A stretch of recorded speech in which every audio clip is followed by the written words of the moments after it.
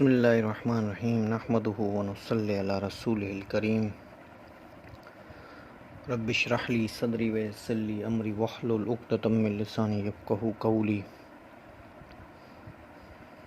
اللہم صلی علی محمد وعلی آل محمد کما صلیت علی ابراہیم وعلی آل ابراہیم انک حمید مجید اللہم بارک علی محمد وعلی آل محمد کما بارکت علی ابراہیم وعلی آل ابراہیم انک حمید مجید۔ ہمارا درس چل رہا تھا نبی پاک صلی اللہ علیہ وسلم کی سیرت کے بارے میں، تو ہماری بات پہنچی تھی آپ علیہ الصلوۃ والسلام کو اور ہر نبیوں کو خواب ہوئے، خواب کی زیارت وہ آپ علیہ الصلوۃ والسلام نے فرمایا، جس کی حدیث جس کا مفہوم یہ ہے کہ میں ابراہیم علیہ الصلوۃ والسلام کی دعا ہوں، حضرت عیسیٰ علیہ الصلوۃ والسلام کی بشارت ہوں، اور اپنی ماں کے خواب ہوں، اور ہر نبی کو خواب دکھائے گئے، ہر نبی کی ماں کو خواب دکھائے گئے۔ تو آپ کا یہ سلسلہ شروع ہو گیا رویائے صادقہ کا، سچے خواب کا دیکھنے کا سلسلہ آپ کا شروع ہو گیا۔ تو آپ خواب بھی دیکھتے تھے، سچے خواب دیکھتے تھے، آپ فرماتے تھے۔ یہ بات پھر آپ نے علیہ الصلوۃ والسلام نے نبوت کے بعد ارشاد فرمائی کہ میں جہاں بھی جاتا تھا، تنہا اکیلا ہوتا تھا، تو مجھے سلام کی آوازیں آنے لگ گئی تھیں، مجھے سلام کی آوازیں آنا، پہاڑ کے سائڈ سے گزرتا تھا تو مجھے سلام کی آوازیں آتی تھیں، ایسا محسوس ہوتا تھا کہ کوئی مجھے سلام کر رہا، پر میں جب پیچھے دیکھتا تو کوئی نہیں ہوتا تھا۔ اور پھر آپ علیہ الصلوۃ والسلام کو تنہائی پسند آ گئی۔ ہم نے فرمایا کہ مجھے پھر آہستہ آہستہ تنہائی میں سے محبت ہونے لگی، تنہائی مجھے اچھی لگنے لگی، خلوت جس کو ہم خلوت کہتے ہیں، خلوت مجھے اچھی لگنے لگی، تنہا رہنا مجھے اچھا لگتا تھا، سکون قلبی جو تھی۔ تو آپ نے سکون قلبی کے لیے اللہ جل شانہ نے آپ کو جو ذہن میں جو غار ڈالی، وہ غار حرا تھی، جسے جبل نور کہتے ہیں، غار حرا جبل نور۔ آپ علیہ الصلوۃ والسلام کی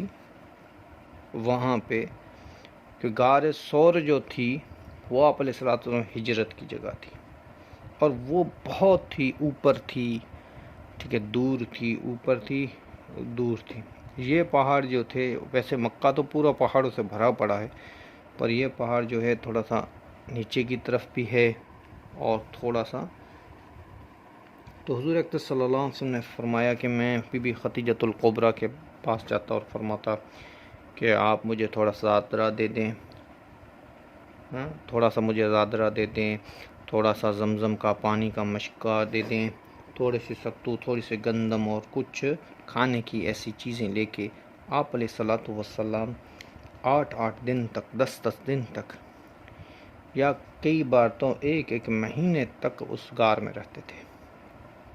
اور وہاں سے باہر نہیں نکلتے، بس اس غار میں ہی غار۔ کہ پہاڑ کے اندر اب میں اور آپ حساب لگائیں کہ بھائی ایک تو پہاڑ بڑا دور، اور اس وقت راستے بھی نہیں تھے،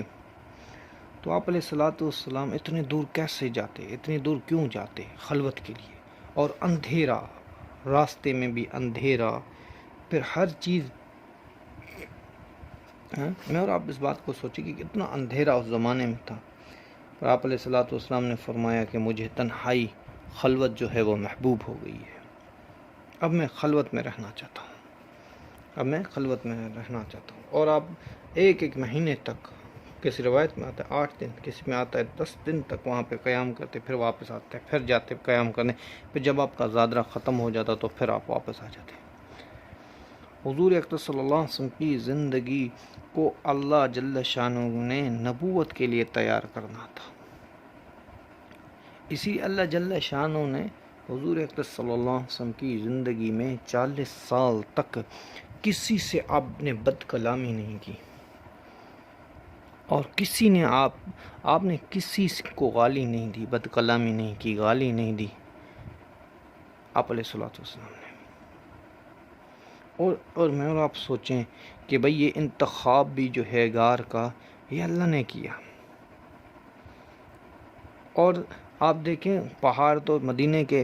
پہاڑ تو مکے میں اور بھی ہیں بہت سارے قریب، اس پہاڑ کو کیوں چنا گیا؟ کیونکہ یہاں سے جب آدمی بیٹھتا ہے اس غار سے تو کعبہ شریف جو نظر آتا ہے، اور ویسے ہی غار ثور میں سے بھی ہے جو ہجرت کی غار ہے، آپ کو وہاں سے بھی کعبہ نظر آتا ہے۔ تو یہ اللہ کی حکمتوں میں سے ایک حکمت ہے، اللہ کی حکمتوں میں سے ایک حکمت ہے۔ اور پھر آپ کے لیے منتخب کیا جو ہجرت کے لیے وہ کیا غار ثور کو، اور وہاں سے بھی کعبہ جو ہے کعبہ شریف نظر آتا ہے، وہاں سے بھی یہاں سے بھی۔ تو جب آپ کا زادرہ ختم ہو جاتا تو آپ علیہ الصلوۃ والسلام چلے آتے واپس۔ ایک دفعہ آپ نے کچھ مسکینوں کو دیکھا تو آپ علیہ الصلوۃ والسلام کے دل میں آیا کہ میں اس کی مدد کروں، پر کیسے کروں؟ تو آپ علیہ الصلوۃ والسلام واپس آئے اور جو مسکینوں کو دیکھتے تھے آپ مدد کر دیا کرتے تھے، ہر ٹائم آپ مدد کیا کرتے تھے، ہر ٹائم مدد کیا۔ جب آپ دیکھتے تھے مسکینوں کو، غریبوں کو، تو آپ ان کو مدد کیا۔ ایک دن کیا ہوا کہ آپ علیہ الصلوۃ والسلام واپس آ رہے تھے تو کچھ مسکینوں کچھ غریبوں کو دیکھا، تو بی بی صاحبہ حضرت خدیجۃ الکبریٰ سے فرمایا، تو حضرت خدیجۃ الکبریٰ نے کہا کہ یا رسول اللہ آج آپ کا چہرہ میں دیکھ رہی ہوں بڑا غمگین ہے، کیوں یا رسول اللہ؟ تو آپ علیہ الصلوۃ والسلام نے فرمایا کہ میں اس لیے غمگین ہوں کہ میں دیکھ کے آیا ہوں کہ کچھ لوگ ہیں جن کے پاس کپڑے تک نہیں ہیں، کھانے تک نہیں ہیں، جوتے تک نہیں ہیں۔ مجھے غم ہوا کہ میں ان کی کیسے مدد کروں، مجھے اس بات کا غم ہے۔ تو بی بی صاحبہ رضی اللہ تعالی عنہا نے فرمایا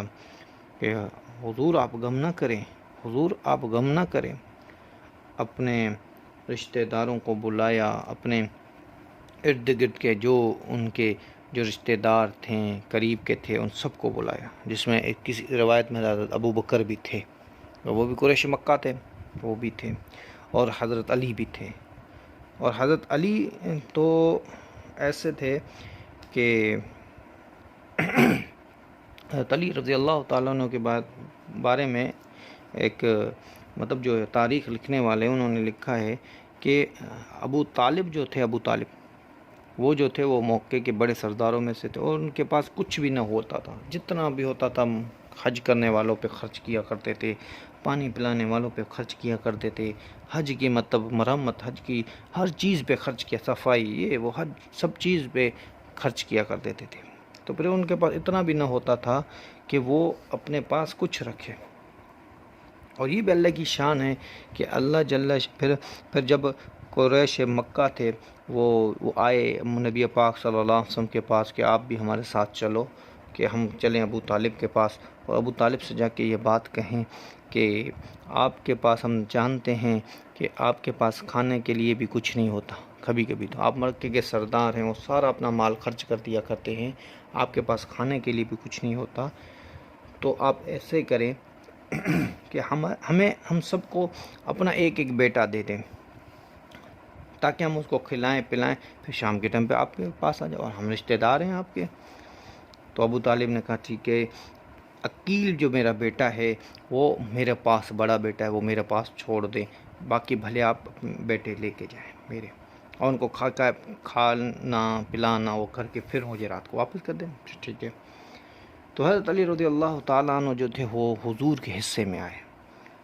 حضور کے حصے میں، تو آخری نبوت کا جو ٹائم تھا وہ حضور اکرم صلی اللہ علیہ وسلم کا جو تھا وہ حضرت علی کرم اللہ وجہہ کے ساتھ گزرا۔ وہ چھوٹے بھی تھے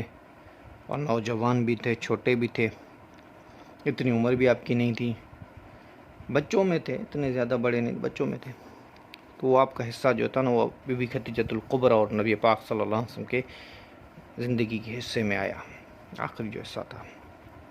نبوت سے پہلے کی بات چل رہی ہے، ٹھیک ہے۔ پھر حضرت خدیجۃ الکبریٰ نے میسرہ کو بلایا، جو ان کا غلام تھا میسرہ، جس کے بارے میں پہلے بھی میں بتا چکا، اس کو بلایا، ان کو کہا کہ آپ سونا لے کے آئیں، اور اتنا سونا لے کے آئیں حضور اکرم صلی اللہ علیہ وسلم کے پاس، دینار اور درہم ان کے آگے رکھ دیں۔ اور یہ دینار اور درہم بھی جو ہے نا وہ بھی بڑے ان میں ہے، آج